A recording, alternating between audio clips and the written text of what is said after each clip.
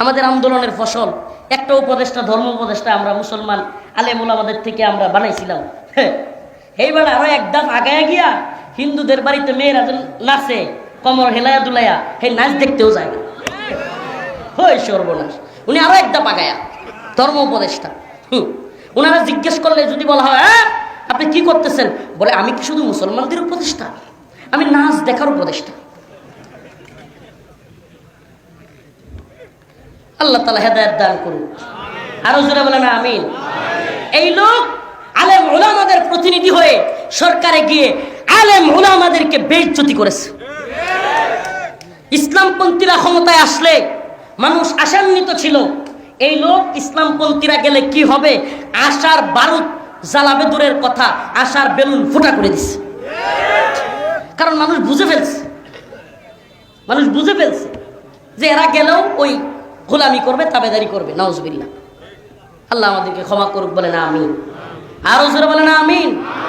আবার বলছি প্রিয় ভাই, আবারও বলছি, মনে করেন আল্লাহ না করুক আপনার বাবাকে, আমার বাবাকে কেউ উলঙ্গ করে ফেললো, নাউজুবিল্লাহ, কেউ কি করলো, উলঙ্গ করে ফেললো, বেইজ্জতি করলো। বলেন না, আপনার আমার বাবাকে বেইজ্জতি করলে আপনি কখনো শুভেচ্ছা জানাবেন? বলেন না, শুভেচ্ছা জানাবেন? তো আমার রব, আমার আল্লাহ কষ্ট পাচ্ছেন, তার সাথে শিরিক হচ্ছে। ও মুসলমান, ও ইমানদার, ও প্রিয় ভাই, ও জামাতে ইসলামের ভাই, ও বিএনপির ভাই, ও বিভিন্ন দলের ভাই, তোমাদের প্রতি আমাদের কোনো ক্ষোভ নাই, তোমাদের প্রতি আমাদের কোনো হিংসা নাই, তোমাদের প্রতি আমাদের কোনো ধরনের জমিনিয়া বিরোধ নাই, তোমাদের সাথে আমাদের টাকা পয়সা নিয়ে কোনো ঝামেলা নাই। তোমাদেরকে বোঝার জন্য বলছি, ও ভাই, যে দিন প্রতিষ্ঠা করবার জন্য তোমাকে ডেকে নিয়ে দল করাচ্ছে, যে কোরআনের কথা বলে তোমার কাছে ভোট চাচ্ছে, আজকে সেই কোরআন, আজকে সেই রব্বে কাবার সাথে শিরিক হচ্ছে, তোমার নেতাও সেই কাজে শুভেচ্ছা যাচ্ছে, তবুও কি তুমি বুঝবে না ভাই? তবুও কি তুমি বুঝবে না? তবুও কি তুমি মনে করবে মাদানি বেশি বুঝে? তবুও কি তুমি মনে করবে রফিকুল ইসলাম মাদানি ছোট মানুষ, মানতেক বুঝে না, হিকমত বুঝে না?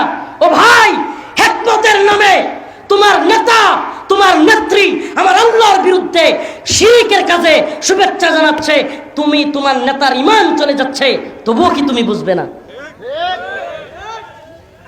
তোমরা আমাদেরকে বলো আমরা বেশি বুঝি। ভাই, আমরা বেশি বুঝি না। আল্লাহি ওই নেতা, ওই নেত্রীদের চাইতে এই উম্মাহকে, এই জাতিকে, এই ইসলামকে আমরা বেশি ভালোবাসি। ছোট মানুষ বলতে পারো আমরা বুঝি কম,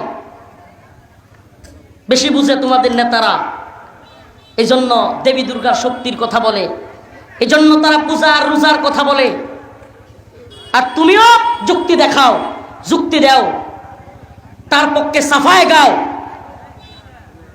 আল্লাহ তাআলা আমাদেরকে বোঝার এবং আমল করার তৌফিক দান করুন।